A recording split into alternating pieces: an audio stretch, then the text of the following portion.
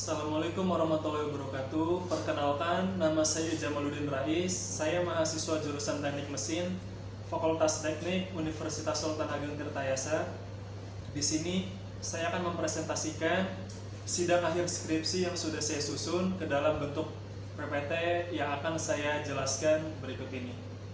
Ya, baik, di sini saya akan mempresentasikan sidang akhir skripsi yang sudah saya susun dengan judul Analisa Kekerasan dan Laju Korosi Baja IC 410 menggunakan variasi media pendingin pada proses quenching dan tempering.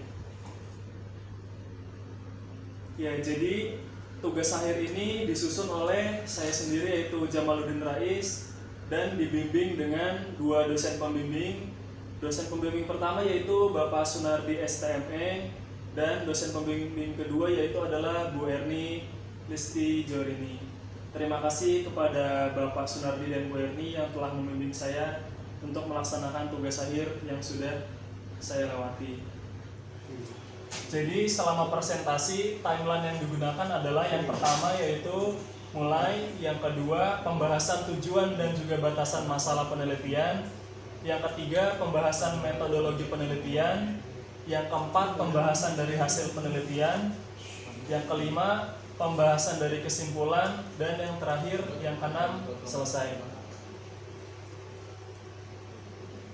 Dan yang pertama kita masuk pembahasan tujuan dan batasan masalah penelitian. Tujuan penelitian yang saya lakukan adalah yaitu untuk mengetahui dan juga menganalisa pengaruh dari variasi media pendingin terhadap karakteristik struktur mikro dan juga kekerasan serta laju korosi pada baja IC 410. Lalu yang kedua, batasan masalah pada penelitian kali ini adalah yang pertama, spesimen yang saya gunakan adalah baja IC 410. Yang kedua, temperatur yang digunakan pada proses hardening yaitu 900 derajat Celcius dan pada proses tempering yaitu 300 derajat Celcius. Yang ketiga, waktu yang digunakan pada proses hardening adalah selama 45 menit dan proses tempering dilakukan selama 15 menit. Yang keempat, pengujian yang digunakan yaitu uji kekerasan, uji metalografi, dan uji korosi menggunakan immersion test. Yang kelima, media pendingin yang digunakan adalah air, oli bekas pakai, dan juga oli SAE 20W50. Yang keenam, tidak memperhitungkan waktu penaikan dan juga penurunan temperatur. Yang ketujuh, larutan kimia yang digunakan adalah H2SO4. Baik, selanjutnya yaitu saya akan membahas tentang metodologi penelitian dari tugas saya yang saya lakukan. Jadi pertama di bagian metode penelitian yaitu akan saya bahas tentang diagram alir penelitian.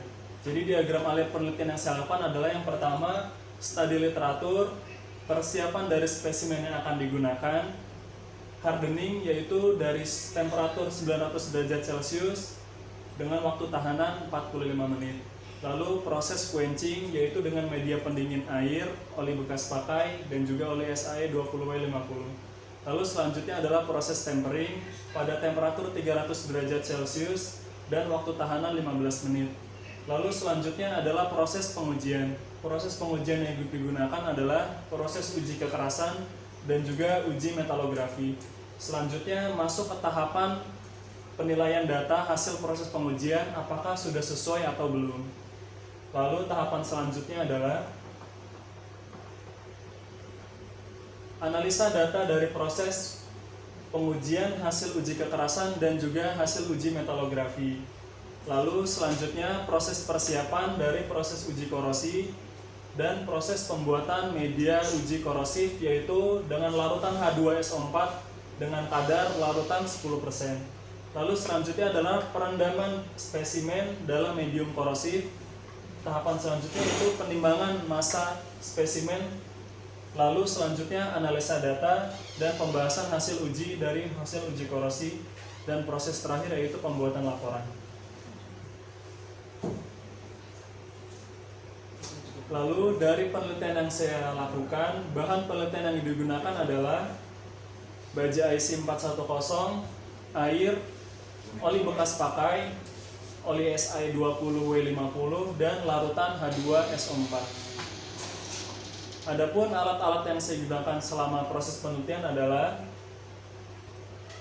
Di antaranya yaitu mesin bubut, oven furnace sebagai alat pemanas, jangka sorong sebagai alat ukur dimensi dari spesimen, mesin uji kekerasan Vickers, mikroskop optik, mesin polishing, termokopel, stopwatch, gelas kimia untuk proses uji korosi, timbangan digital, dan kertas amplas dengan nilai kekasaran sebesar 400, 600, 800, 1000 hingga 1200. Lalu proses heat treatment. Jadi proses heat treatment selama penelitian yang saya lakukan itu ada dua, yaitu proses quenching dan yang kedua adalah proses tempering. Jadi proses quenching adalah proses di mana spesimen melalui proses tahap hardening, yaitu peningkatan temperatur awal hingga suhu 900 derajat Celcius. Lalu spesimen ditahan selama waktu 45 menit untuk menyesuaikan temperatur tersebut agar merata pada semua bagian spesimen. Lalu proses quenching diikuti dengan proses pendinginan secara cepat menggunakan media pendingin berupa air, oli bekas pakai, dan juga oli SAE 20W50. Selanjutnya, spesimen yang telah melewati proses quenching akan melalui proses tempering. Proses tempering adalah suatu proses di mana pemanasan kembali pada spesimen yang berfungsi untuk menghilangkan tegangan sisa pada permukaan material. Jadi proses tempering itu dilakukan pada temperatur 300 derajat Celcius dengan waktu tahanan selama 15 menit. Dan proses pendinginannya yaitu melalui udara terbuka hingga temperatur spesimen sama dengan suhu ruangan. Lalu selanjutnya adalah pembahasan proses uji kekerasan. Proses uji kekerasan dilakukan untuk mengetahui karakteristik dari nilai kekerasan pada spesimen sebelum dan setelah dilakukan proses heat treatment. Jadi bentuk uji kekerasan pada spesimen yaitu harus mengikuti ASTM E92, yaitu bentuk spesimen yang sudah diatur secara internasional untuk proses uji kekerasan. Jadi dimensi yang saya gunakan yaitu diameternya sebesar 18 mm dan ketebalan spesimen yaitu 10 mm. Lalu proses uji kekerasan dilakukan sebanyak 6 titik pada bagian dalam benda, yaitu jadi benda penampang bulat seperti ini dipotong, dibagi menjadi dua, dan permukaan hasil potongannya di proses uji kekerasan sebanyak 6 titik. Setiap titik berjarak yaitu 3 mm. Lalu proses metalografi.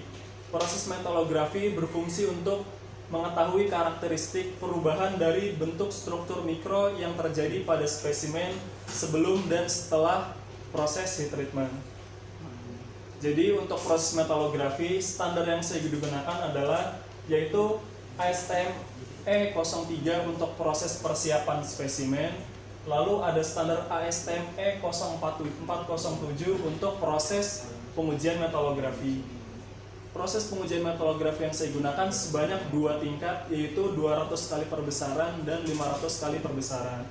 Dan berikut ini adalah proses dari proses metalografi dan bentuk dari spesimennya. Lalu tahapan selanjutnya adalah proses uji korosi. Proses uji korosi adalah proses yang berfungsi untuk menentukan nilai laju korosi, di mana akan membandingkan nilai hasil laju korosi antara spesimen sebelum proses heat treatment dan sesudah proses heat treatment. Untuk proses uji korosi, larutan yang digunakan adalah larutan H2SO4 atau yang biasa dikenal dengan asam sulfat. Kandungan larutan H2SO4 pada cairan korosif yaitu sebesar 10%. Durasi atau lamanya waktu perendaman pada medium korosif yaitu dilakukan selama 3 hari. Lalu selanjutnya, bentuk dari spesimen uji korosi adalah sebagai berikut, di mana tiap spesimen sudah dipersiapkan dengan standar yang sudah ada, yaitu ASTM G31 sampai 72. Lalu kita akan masuk ke proses pembahasan selanjutnya, yaitu pembahasan hasil penelitian yang sudah dilakukan.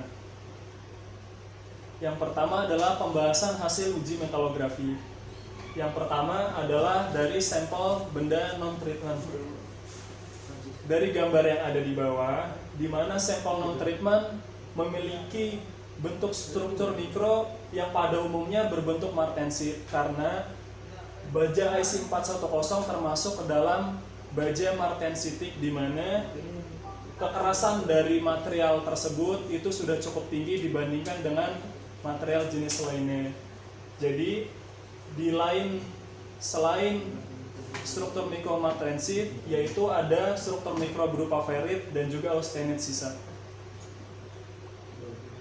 Selanjutnya, hasil metalografi yang sudah dilakukan adalah pada sampel hasil quenching air. Jadi dari gambar yang akan ada di bawah, struktur mikro hasil quenching air memiliki perbedaan dari struktur mikro pada sampel benda non-treatment. Sampel benda hasil quenching air, perubahannya terletak pada struktur mikro martensit, di mana struktur mikro martensit yang ada pada benda non-treatment berubah menjadi martensit lat, di mana martensit lat adalah bentuk struktur mikro martensit yang berbentuk susunan, di mana akan menghasilkan nilai kekasaran dan juga kekerasan yang lebih tinggi, sehingga hasil dari metalografi benda spesimen quenching air menghasilkan nilai kekerasan paling tinggi di antara spesimen lainnya. Lalu selanjutnya adalah hasil metalografi dari spesimen quenching oli bekas pakai. Dari hasil metalografi yang sudah dilakukan, dapat diketahui bahwa bentuk dari struktur mikro dari quenching oli bekas pakai terdapat perubahan di antara struktur mikro yang lain, yaitu pada fasa struktur martensit berubah menjadi fasa martensit tempered, di mana fasa martensit tempered tergantung dari bentuk struktur mikronya dan cenderung nilai kekerasannya akan lebih rendah dibandingkan dengan martensit lat. Jadi rata-rata nilai kekerasan sampel quenching oli bekas pakai yaitu sebesar 362 hardness vickers. Lalu selanjutnya adalah hasil metalografi dari sampel quenching oli SAE20W50. Jadi dari hasil proses quenching pada oli SAE20W50 ini dapat diketahui bahwa fase struktur mikro yang terbentuk itu hampir menyerupai fase struktur pada sampel quenching air, di mana fase martensit lat yaitu berbentuk martensit lat seperti pada hasil sampel quenching air. Hal ini menyebabkan kekerasan pada sampel ini cenderung cukup tinggi dibandingkan sampel yang lain karena perubahan fase martensit pada spesimen tersebut. Lalu berikutnya adalah grafik perbandingan nilai hasil uji kekerasan yang sudah didapatkan melalui proses yang sudah dilakukan. Dari grafik yang tertera pada gambar berikut dapat diketahui bahwa proses quenching dan tempering pada sampel baja IC 410 dapat mempengaruhi nilai kekerasan yang ada pada material. Nilai kekerasan akan lebih tinggi pada hasil quenching air dan juga quenching oli SAE20W50. Sedangkan peningkatan yang tidak terlalu signifikan terjadi pada hasil quenching oli bekas pakai. Lalu berikutnya adalah analisa data. Berdasarkan analisa data yang didapatkan, dapat diketahui bahwa proses quenching dan tempering adalah salah satu proses hardening, yaitu proses pengerasan material dari nilai awal material tersebut, di mana proses tersebut akan mengakibatkan terjadinya perubahan struktur mikro yang mengakibatkan meningkatnya nilai kekerasan pada suatu material. Pada material yang saya teliti, peningkatan kekerasan terjadi akibat perubahan struktur mikro, yaitu perubahan dari martensit sisa menjadi martensit lat atau martensit berbentuk susunan. Lalu peningkatan kekerasan yang terjadi antara nilai tertinggi dan juga nilai kekerasan terendah yaitu sebesar 143,7%. Lalu selanjutnya adalah analisa data hasil uji korosi. Yang pertama adalah data teknis pada saat uji korosi. Jadi data teknis uji korosi yang saya dapatkan yaitu pertama, metode yang saya gunakan adalah metode immersion test, di mana metode immersion test adalah membandingkan massa material sebelum melalui proses uji korosi dan setelah melewati proses uji korosi. Untuk larutan korosi yang saya gunakan adalah larutan dengan jenis H2SO4 dengan tingkat konsentrasi yaitu 10%. Next. Dan ini adalah hasil dari uji korosi yang sudah saya dapatkan. Untuk hasil uji korosi yang sudah saya dapatkan, hasil yang saya jabarkan di sini sedikit berbeda dibandingkan literatur-literatur yang ada sebelumnya, yaitu perbedaan pada satuan hasil uji korosi. Yang biasanya pada literatur sebelumnya itu milimeter per year, sedangkan saya menggunakan gram per year atau berat per satuan waktu. Mengapa saya menggunakan satuan ini? Karena berdasarkan hasil proses pengujian, yaitu nilai perbandingan massa apabila ditimbang terlalu kecil. Jadi oleh sebab itu saya menggunakan perbandingan gram per tahun, sehingga mengkonversi di bagian rumus yang sudah ada. Lalu selanjutnya adalah tahapan analisa data. Jadi analisa data yang didapatkan adalah pertama yaitu bentuk perbandingan grafik, di mana laju korosi tertinggi didapatkan pada sampel non-treatment dan hasil uji korosi dengan laju korosi terendah terdapat pada sampel quenching oli SAE20W50. Lalu analisa yang saya simpulkan pada proses uji korosi adalah dari grafik yang sudah ada sebelumnya dapat diketahui bahwa sampel raw material tanpa mengalami proses perlakuan panas memiliki nilai laju korosi tertinggi, karena proses pada raw material, yaitu pada permukaan material khususnya, terdapat beberapa karbon-karbon yang masih belum terdifusi dengan baik. Oleh sebab itu laju korosi dapat lebih tinggi dibandingkan hasil sampel setelah melalui proses perlakuan panas. Untuk perbandingan persentase antara nilai laju korosi tertinggi dengan perbandingan nilai laju korosi terendah, perbedaannya itu sebesar 216,141%. Ya baik, selanjutnya adalah membahas mengenai kesimpulan yang didapatkan setelah melalui proses penelitian. Jadi kesimpulan yang didapatkan pada tugas saya ini adalah ada beberapa poin, yaitu yang pertama, perlakuan panas sangat mempengaruhi dari karakteristik suatu material. Untuk pada material yang saya teliti, yaitu berpengaruh pada nilai kekerasan, bentuk dari struktur mikro, dan juga nilai dari laju korosi pada suatu material. Lalu yang kedua, peningkatan nilai kekerasan tertinggi didapatkan oleh sampel quenching air dan juga sampel quenching oli SAE20W50 dengan nilai kekerasan masing-masing yaitu 378 dan 377 hardness Vickers.